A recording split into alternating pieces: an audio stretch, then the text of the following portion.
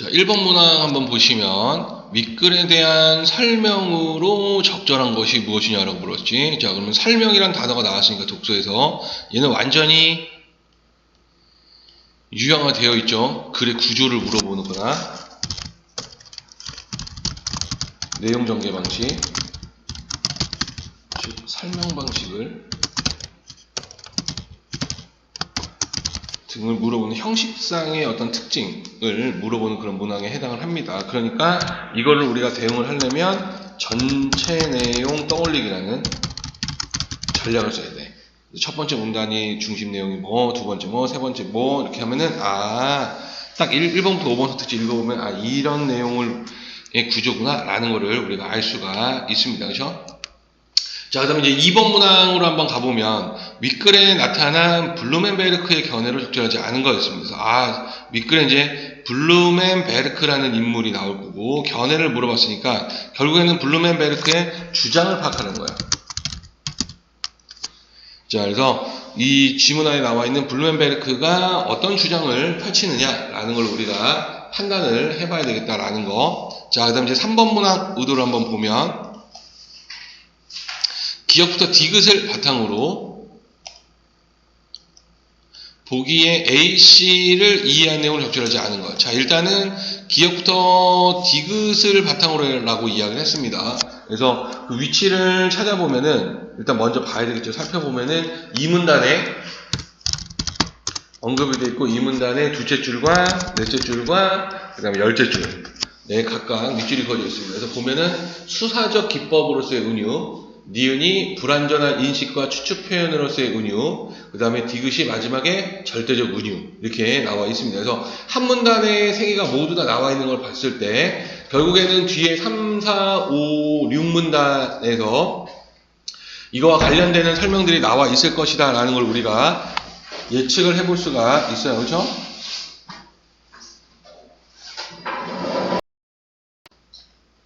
자, 그래서 지문의 내용이 일단은 은유구나 라는 거를 알 수가 있어요. 그래서 우리가 알고 있는 먼저 수사적 기법, 그 다음에 이제 생소한 니은의 불완전한 인식과 추측의 표현으로서 은유, 그 다음에 절대적 은유, 이것이 도대체 무엇인지를 각각 판단을 이제 그 관련 정보를 찾아봐야 되고, 보기에 이제 A씨라는 기호가 나와 있어요. 이렇게. 그래서 이제 보기에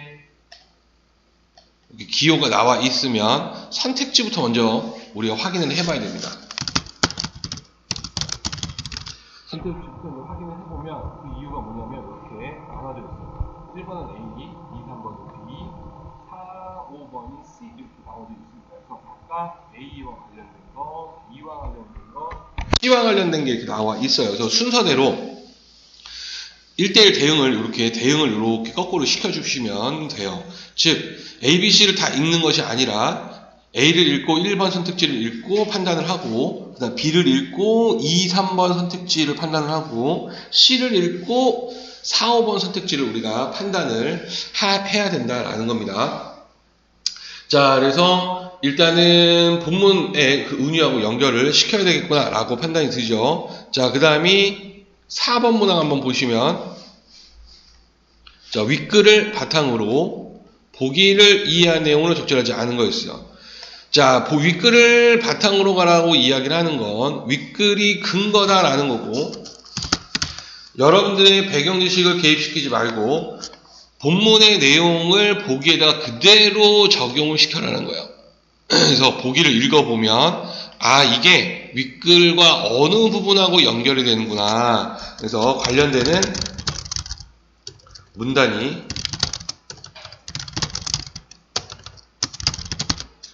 어디지? 라는 거를 판단을 해보면 된다라는 거. 자, 그래서 역시 이제 시간이 좀 걸리겠죠. 보기가 이렇게 나와 있으니까. 자, 그래서 5번으로 넘어가 보면 5번은 지금 보면 문맥상 A의 의미와 가장 가까운 것 이렇게 되어 있습니다. 자, 얘는 참 쉬운 유형에 해당을 해요. 생각보다. 그래서 지금 A의 밑줄 찾아보면 3문단에 셋째 줄에 나와 있습니다. 3문단의 셋째 줄을 보시면 넘어섬으로 라고 되어 있죠. 자, 그러면은 이 넘어선다라는 것이 나왔을 때 그 문장, 그 문장을 우리가 한번 봐야 돼요. 자, 그래서 지금 보면은 넘어서는데 뭘 넘어서냐면 영역을 넘어서요. 그리고 무엇이 질문들이라는 거야. 자, 그래서 무엇이 무엇을 넘다라는 문형이 보여요. 그렇죠?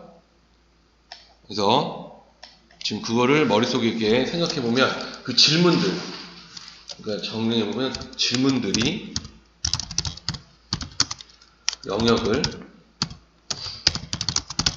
넘어서다라는 거야. 자, 그래서 일단은 첫 번째 우리가 생각을 해봐야 되는 게 무엇이냐면 문형 정보를 생각을 해야 돼요. 즉 서술어의 자릿수, 얘는 주어와 목적어를 필요로 하는 두 자리 서술어구나 라는 걸 일단 알 수 있습니다. 그래서 목적어를 필요로 한다라는 거. 두 번째, 관련되는 단어를 봤을 때 이제 목적어 자리를 한번 보면은 영역을이라는 거예요.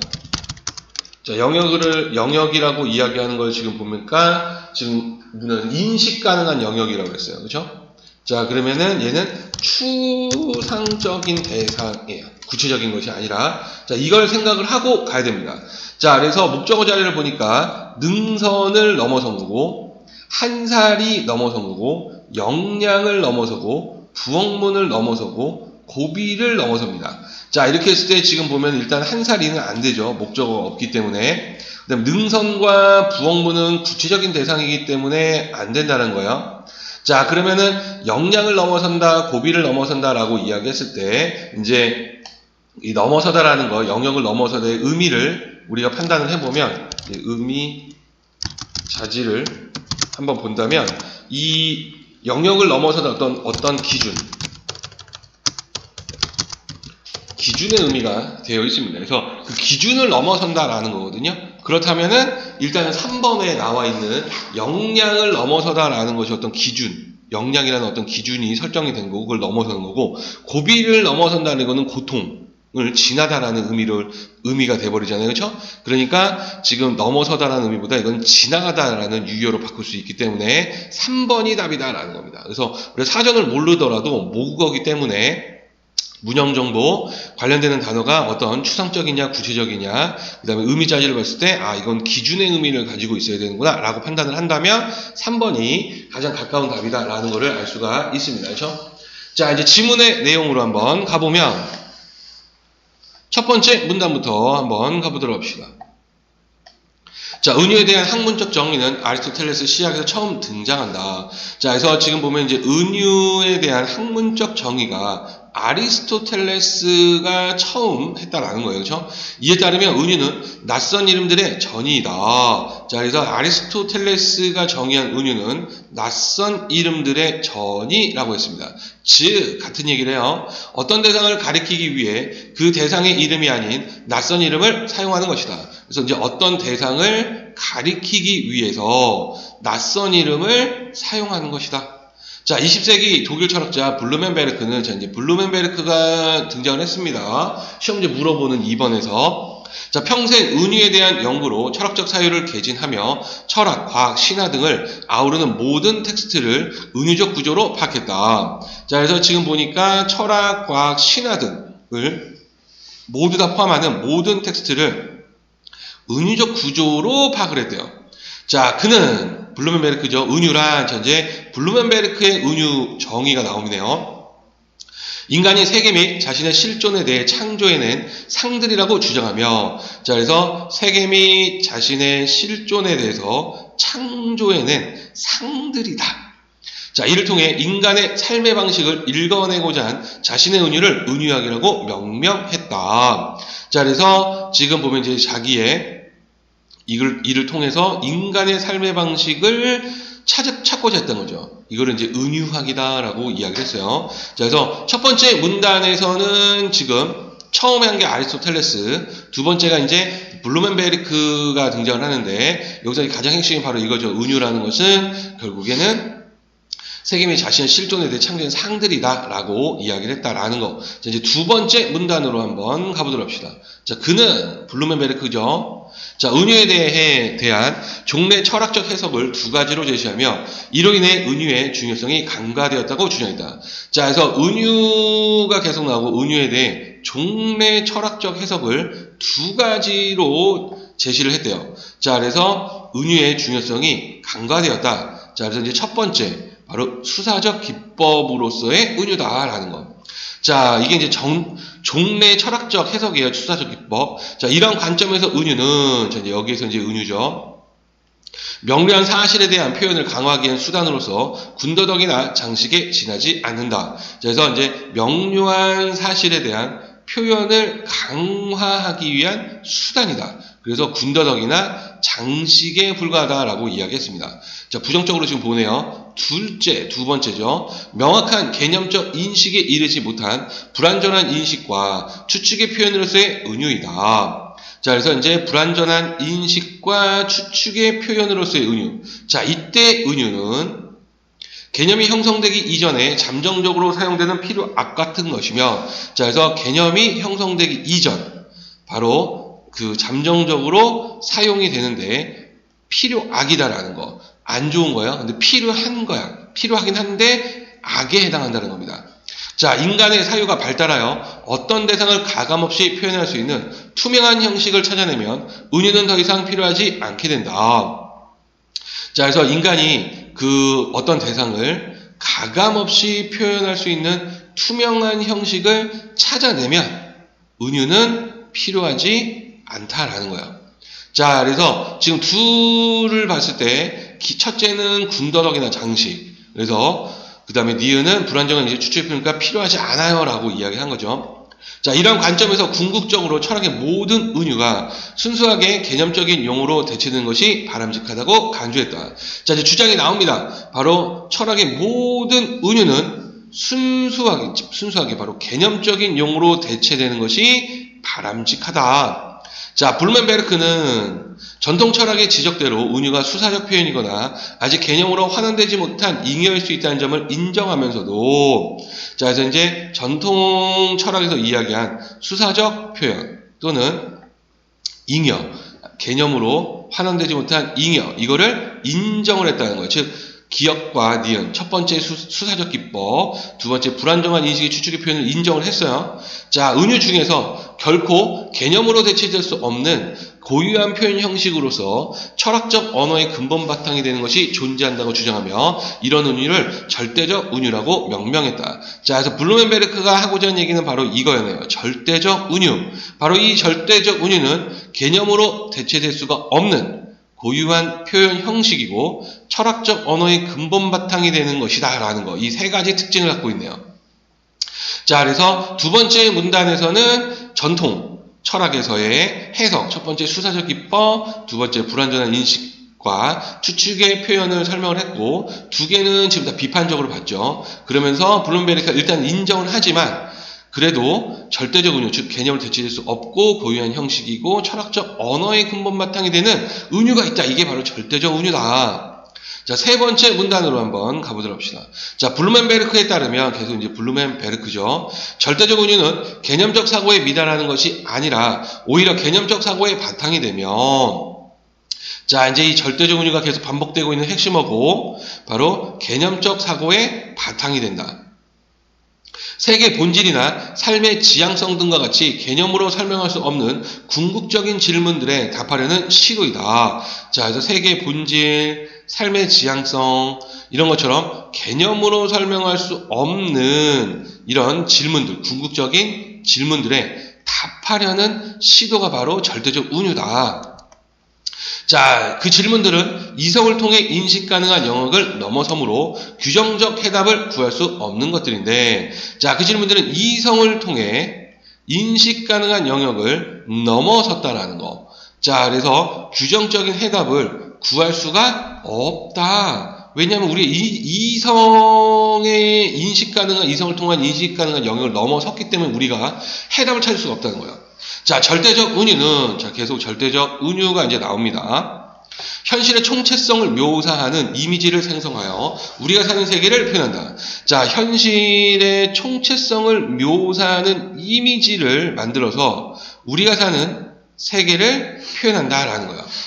자, 예를 들어, 자, 이 개념이 어려우니까 이제 예를 들어서 이 예 가지고 이해를 하라네요. 미지의 세계를 찾아 출항하고 망망대해서 난파당하는 등 항해에 관련된 은유들은 세계 속에서 살아가는 인간의 실존을 표현하는 절대적 은유라 할 수 있다. 자, 그래서 지금 보면은 위에 거를 연결시켜야 되겠죠. 우리가 사는 세계는 바로 이제 세계 속에서 살아가는 인간의 실존이 바로 얘와 연결될 거고, 이거를 현실촌에 묘사하는 이미지, 즉 출항과 그 다음에 난파, 망망대해서 난파당하는 바로 항해와 관련된 은유들. 자, 이것이 바로 현실의 총체성을 묘사하는 이미지다라는 거. 자, 이것이 바로 절대적 은유다라고 얘기했습니다. 자, 그래서 이 세 번째 문단에서 블루멘베르크의 절대적인 은유, 즉 세계 본질, 삶의 지향성, 즉 인식 가능한 영역을 넘어서는 이런 것들에 대해서 이미지를 만들어서 이런 이미지를 통해서 바로 우리의 세계를 표현하게 했다라는 거. 자, 네 번째 문단으로 가서 또한 절대적 은유는 인간이 세계를 대하는 기본 자세와 태도를 표현하며 인간행위의 방식을 설정하는 지침으로 기능한다. 자, 그래서 이제 또 절대적 은유의 기능, 역할인데 바로 세계를 대하는 기본 자세와 태도. 이것을 표현을 하고 인간 행위의 방식을 설정하는 바로 지침이다라는 거. 자, 블루멘베르크에 따르면 세계 속에서 살아가는 인간은 압도적인 현실을 맞닥뜨린 이래 그것을 어떻게든 파악함으로써 두려움을 떨치려 애써왔고, 예로부터 지금까지 철학, 과학 등 인류의 지성적 결과물들은 모두 그러한 분투가 상이한 형식으로 표현된 것이다. 자, 그래서 지금 보니까 이 인간, 이 세계 속에서의 이 인간은 압도적인 현실을 맞닥뜨렸어요. 자, 그래서 그것을 어떻게든 파악해서 두려움을 떨치려 애써왔다. 자, 그래서 철학, 과학 등의 인류의 지성적인 이런 결과물들은 결국에 그러한 분투가 상이한 형식으로 표현된 것이다. 즉, 그러한 분투, 바로 뭐겠어요? 위에 바로 나와 있는 어떻게든 파악함으로써 두려움을 떨치려 했다라는 겁니다. 즉, 막연하면 무서우니까 그걸 구체적으로 어떻게든 파악하려고 했다는 거예요.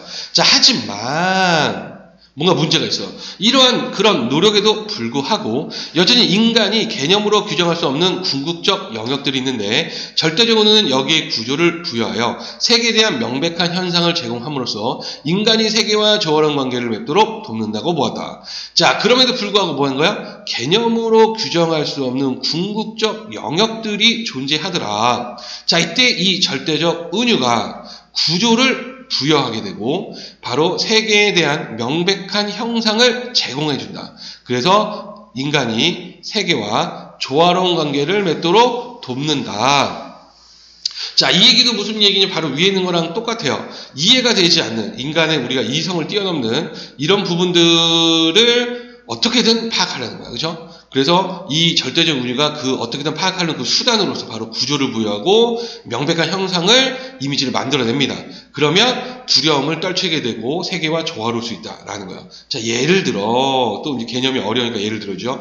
세계를 시계라는 은유로 나타낼 때, 자, 이제 세계를 시계라는 은유로 나타낸다는 거야.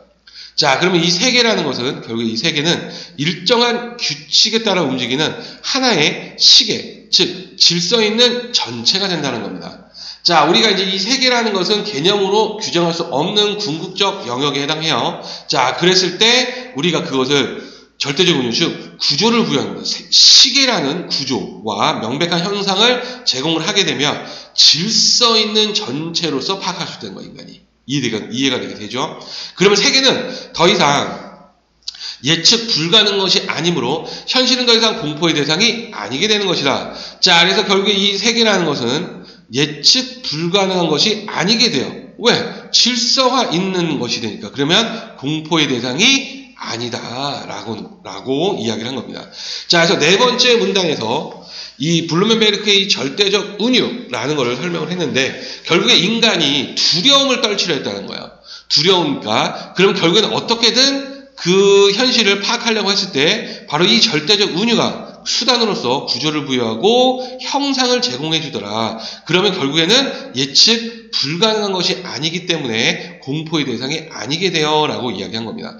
자, 이제 다섯 번째 문단으로 가서 절대적 은유와 마찬가지로 신화 역시 개념으로 해명할 수 없는 사태를 은유를 활용한 이야기로 서술한다는 점에서 블루멘베르크의 은유 이론은 신화 이론으로 연결된다. 자, 첫 번째 문단에서 블루멘베르크는 신화 역시도 지금 철학과학 신화 등을 다 그 은유적 개념으로 은유로 파악했다라고 했죠. 자, 여기서 이제 신화가 나오는 거예요. 자, 그래서 이 신화도 역시 개념으로 해명할 수 없는 사태를 대상으로 하는데 은유를 활용한 이야기로 서술한다. 자, 그래서 바로 블루멘베르크의 은유 이론이 신화 이론과 연결되어라는 거. 자, 그에 따르면 신화의 기본적인 기능은 거대한 공포를 마주한 인간이 그것에 이름을 지어붙이고 이야기를 창조하며 막연한 불안을 구체적 두려움으로 바꾸는 것이다. 자, 그래서 지금 보면은 이 신화의 기본적인 기능에 대해서 이야기하죠. 자, 공포를 마주한 인간이 있습니다. 이제 두려움을 느낀다라고 했죠. 두려움을.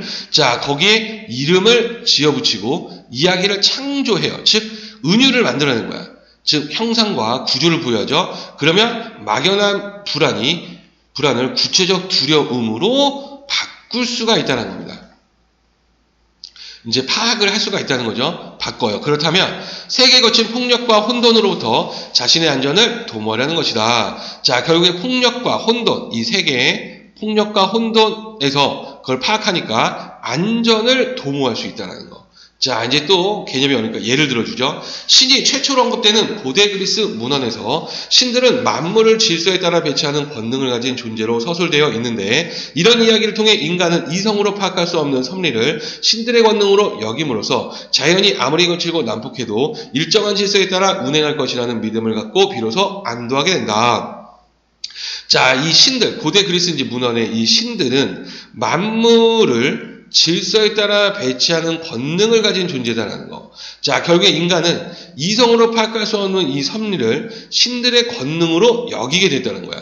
자, 그러면 이 거칠고 이 난폭한 이 자연이 그래도 일정한 질서에 따라 운행될 것이라는 믿음을 가지게 되고 안도를 하게 되더라라는 거.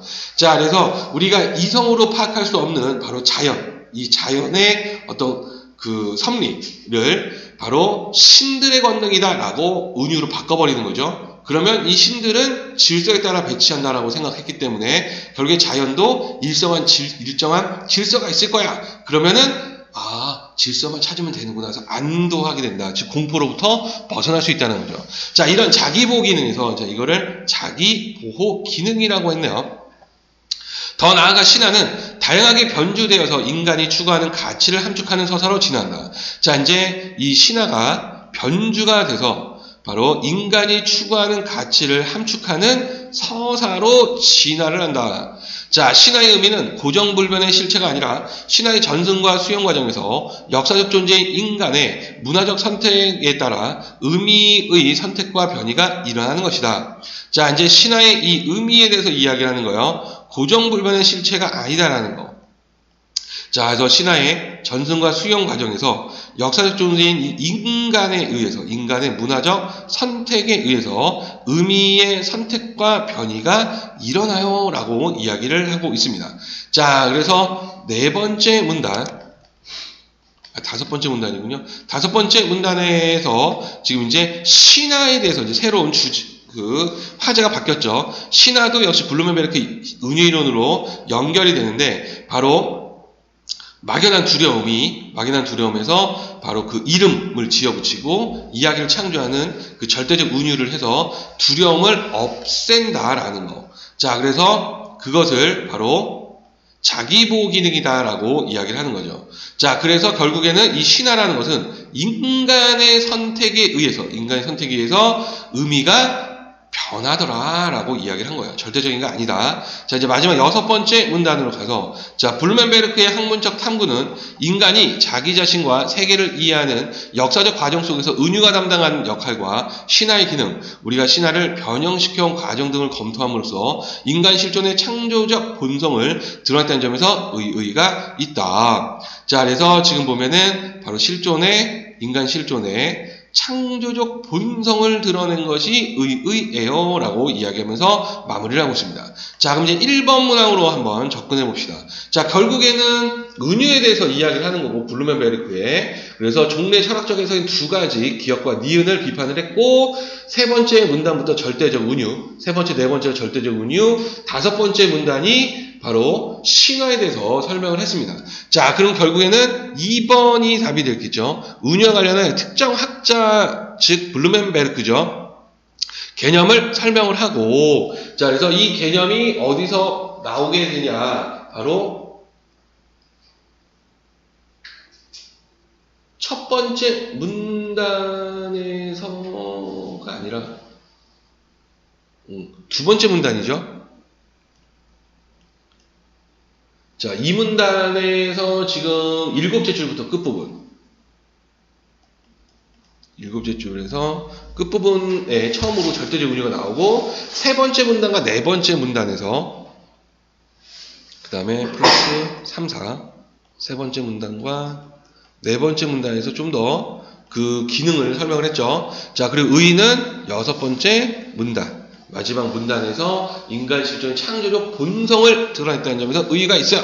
자, 그래서 1번이 답이구나라는 것을 알 수가 2번이 답이구나라는 것을 알 수가 있었다라는 거. 자, 2번 문항, 블루멘베르크의 견해로 적절하지 않은 게 무엇인지 먼저 떠올려 봐야 돼요. 절대적 은유다라고 이야기를 했고, 그래서 결국에는 그 인간이 이성으로 파악할 수 없는 그런 것에 대한 어떤 막연한 두려움이 있을 때 그걸 구조를 부여를 하고 형상을 부여를 해가지고 판단을 했고, 그래서 그 두려움부터 벗어날 수 있다. 자, 그리고 다섯 번째 문단 신화 역시 그 절대적 은유하고 연결이 되는데, 그 신화는 핵심이 뭐냐면 인간의 선택에 의해서 의미가 변형되는 절대적인 것이 아니다라고 이야기했죠. 자, 이렇게 했을 때 지금 보면 4번 보시면 신화는 전승 과정에서 역사와 무관한 우연적 변이로 인해 의미가 변화한다라고 했습니다. 자, 역사와 무관하다라고 했는데 역사와 무관하지 않아요 라는 것을 알 수가 있는 게 다섯 번째 문단, 5문단의 마지막 밑에서 두째 줄에서 언급을 했습니다. 그래서 아홉째 줄부터 열째 줄로 한번 가보면 이 위에서 뭐라고 이야기했냐, 바로 신화의 의미는 고정된 실체가 아니라 역사적 존재인 인간의 선택.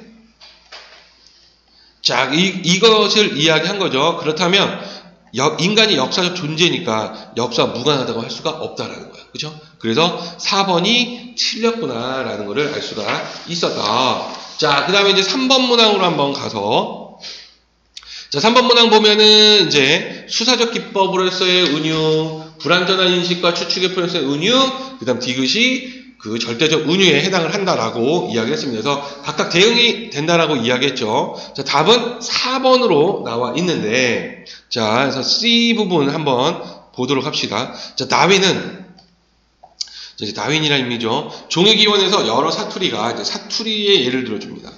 자, 하나의 언어에서 갈라진 것과 마찬가지로 이제 유추를 사용하네요. 동물의 종이 별개의 기원을 지닌다고 말하기 어렵다며 자연 선택에 의한 진화를 주장했다 해서 이 자연 선택에 의한 진화를 사투리를 가지고 주장을 한 거죠. 근거를 대서. 자, 이는 신이 생물을 창조했다는 믿음이 지배적이었던 당시 사회에 큰 충격을 줬다. 이에 대해 저명한 생리학자인 부아레몽이라는 또 인물이 등장하네요. 항해 중에 배가 난파되면 조난자는 물에 빠지느니 널판지에 매달려서 목숨을 부지하는 것이 낫다고 말했다. 자, 지금 이제 항해에 대해서 이거 은유를 지금 사용을 하는 거죠. 항해 중에 배가 난파가 됐다라는 거. 자, 얘가 지금 어디에서 지금 언급이 되었냐면 세 번째 문단의 예, 즉 세 번째 문단의 넷째 줄에 넷째 줄부터 얘가 나오는데 얘하고 연결이 됩니다. 자, 그래서 지금 보니까 첫 번째 이제 두 가지 정보가 있네요. 첫 번째는 다윈이 사투리를 통해서 했다는 거. 두 번째 부아레몽은 지금 난파, 즉 은유를 사용했다라는 거죠. 자, 그래서 4번 한번 보면 사투리가 여러 동물종이 동일한 조상에서 비롯됐다는 주장을 사람들이 쉽게 납득할 수 있도록 하기 위해 사용된 것이라면 니은으로 볼 수 있겠군 읽습니다. 자, 그래서 지금 보니까 지금 사람들이 쉽게 납득할 수 있도록 하기 위한 것이 니은이냐라고 했을 때 쉽게 납득을 하려면 니은이 아니라 기억이 돼야 돼요. 자, 그래서 왜냐하면 이 니은을 보시면 불완전한 인식과 추측의 표현인 것은 개념이 형성되기 이전에 사용하는 필요악이다 라고 이야기를 했고, 그 다음에 그 기억, 수사적 기법으로서의 은유는 명료한 사실에 대한 표현을 강화하기 위한 것이다 라고 이야기를 했어요. 그래서 지금 두 번째 문단에서 지금 보시면은 그 수사적 기법은 명료한 사실에 대한 표현을 강화하기 위한 수단이었다라고 했고, 불완전한 인식은 개념이 형성되기 이전에 사용된다라고 이야기를 했어요. 자, 그럼 이거를 기반으로 생각을 해보면 쉽게 납득한다라고 이야기했을 때는 니은으로 가면 안 되고 기억으로 가야 되겠구나라고 우리가 판단을 할 수가 있습니다. 쉽게 납득한다는 것은 명료한 사실에 대해서 이야기를 해야 되기 때문에, 자, 그래서 결국에는 이 그 근거를 우리가 찾아보면 이 문단에 둘째 줄과 셋째 줄, 둘째 줄과 셋째 줄, 다섯째 줄까지 가야 되겠다. 둘째 줄부터 다섯째 줄에서 각각 기억과 니은에 대해서 설명을 했어요. 그쵸? 자, 그리고 보기에서 첫째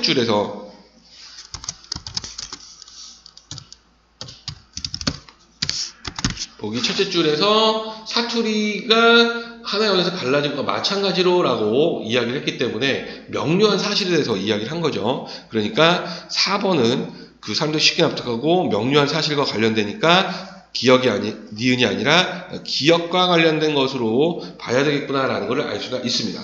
자, 그 다음에 이제 4번 문항으로 한번 가보면, 자, 윗글을 바탕으로 보기를 이해한 내용으로 적절하지 않은 게 무엇이냐, 이제 한번 보도록 합시다. 어느 문단을 연결시켜야 될지.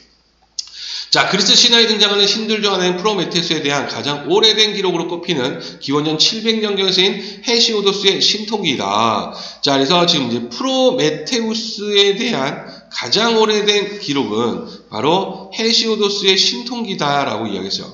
인간을 사랑한 프로메테우스는 소를 잡은 뒤 뼈를 질 좋은 고기로 덮어서 먹음직스럽게 보이도록 한 것을 제우스에게 제물로 바치고 살코기는 인간에게 주려고 했다. 이를 간파한 제우스가 더 이상 지상에 번개를 내리지 않아서 인간들이 불을 사용할 수 없게 되자 프로메테우스는 몰래 불을 훔쳐서 인간들에게 주었다. 이에 분노한 제우스는 프로메테우스에게 벌을 내리고 인간 세계에 판도라는 여자를 보내어 재앙을 퍼뜨리게 한다. 자, 이렇듯 신통기는 제우스에 대한 프로메테우스의 기만 행위와 이제 제우스에 대한 프로메테우스의 기만 행위, 그로 인한 인간 세계의 불행에 초점을 맞춰서 프로메테우스에 대한 응징이 정당했다는 걸 강조했다는 겁니다. 자, 이제 두 번째 문단으로 가보면, 이후 기원전 500년대 중반에 공연된 비극 결박당한 프로메테우스는, 자, 그래서 이제 이 비극 결박당한 프로메테우스에 대해서 이야기하죠. 불을 훔친 죄로 바위에 결박당한 프로메테우스가 방문객들과 대화하는 방식으로 진행되는데 프로메테우스의 이러한 행위에 동조하는 분위기가 기조를 이룬다. 이 작품에서 제우스는 자신의 미래에 예정된 파멸을 피할 방법을 예지 능력이 있는 프로메테우스로부터 알아내기 위해 그를 가혹하게 겁박하는 폭군으로 묘사되고, 프로메테우스는 이에 맞서며 인간에게 문명의 기틀을 말해주는 이로운 신으로 그려진다. 자, 그래서 두 번째 문단 보니까 동조하는 분위기다라는 거. 자, 그래서 이 제우스는 폭군으로 묘사가 되고요. 프로메테우스는 바로 이로운 신으로 그려진다는 거. 자, 그래서 지금 뭐예요? 의미가 바뀌었어요. 의미가 지금 여기서 첫 번째 문장에서는 프로메테우스에 대한 응징이 정당하다. 그래서 프로메테우스를 부정적으로, 제우스를 긍정적으로 지금 판단을 했는데, 여기 넘어오면서 제우스가 부정적으로, 프로메테우스가 긍정적으로 바뀌었습니다. 그렇죠? 이거 딱 보니까 뭐예요? 이거 역사적 존재인 인간의 문화적 선택에 따라서 의미의 선택과 변이가 일어난다라는 거구나. 그렇죠? 세 번째 문단으로 가서 기원전 400년경 책 프로타고라스에서 언급된 프로메테우스 신화에서는 이제 프로타고라스의 이제 프로메테우스 신화가 나옵니다. 프로메테우스가 인간이 다른 동물의 위협으로부터 살아남을 수 있도록 인간에게 불을 주지만 인간들은 국가를 만들어 전쟁을 벌이나 멸망의 위기에 처한다. 그러나 제우스가 모든 인간에게 정의와 공경이라는 덕을 부여했고 이 덕분에 국가 간의 규율이 생기고 국가 간의 전쟁이 없어지게 되었다. 자, 그래서 이 프로메테우스가 그 위협으로부터 살아남을 수 있도록 인간에게 이제 불을 줍니다. 그런데 이 인간들이 전쟁을 하고 그래서 멸망의 위기에 처하죠. 그때 이 제우스가 바로 정의와 공경이라는 덕을 부여를 하고 그래서 국가 간의 규율이 생기고 그 다음에 전쟁이 없어지게 되었다. 다시 제우스는 긍정적으로 바뀌고 의미가 변화를 하게 됐네요. 자, 이제 이거를 각각 연결을 시켜야 되는 거죠. 적절하지 않은 것. 2번 한번 보시면 신통기에서 제우스가 지상에 번개를 내리지 않도록 하는 것은 폭력적인 자연과 신의 권능을 분리하여 현실에서 느끼는 불안을 경감시키려는 인간의 바람이 투영된 것이겠군. 자, 그래서 지금 폭력적인 자연과 신의 권능을 분리했다라는 거. 자, 근데 제우스가 번개를 내려요. 자, 이랬을 때 이 번개는 자연현상이고 이거를 제우스가 하는 거니까 신의 권능이네. 분리하지 않았다라는 거를 알 수가 있습니다. 그렇죠? 자, 그래서 얘는 다섯 번째 문단에서 지금 보면은 다섯 번째 문단 다섯째 줄부터 여덟째 줄까지 5문단에 다섯째 줄부터 여덟째 줄까지를 한번 보도록 합시다. 자, 가보면 뭐라고 나와 있냐면 바로 이 부분인데 지금 다섯째 줄이었을 자, 여기서 이 신들이 질서에 따라 배치하는 권능을 가져가고 있고 그래서 이 없는 섭리를 신의 권능으로 여겨서 질서에 따라 운행하는 것을 믿음을 안도하게 된다라고 이야기를 했어요. 자, 그래서 이 부분하고 관련을 지었을 때 4번 선택지에서 지금 2번을 보면은 분리했다? 분리한 게 아니다라는 거. 자, 보기에서도 지금 앞부분 제우스가 지상에 번개가 내리지 않도록 한 건 이건 두 개가 연결되는 겁니다. 그래서 분리라는 단어는 틀렸구나라는 걸 알 수가 있습니다. 그래서 정답은 2번이다라는 거. 자, 여기까지 질문 있으신 분? 없어요?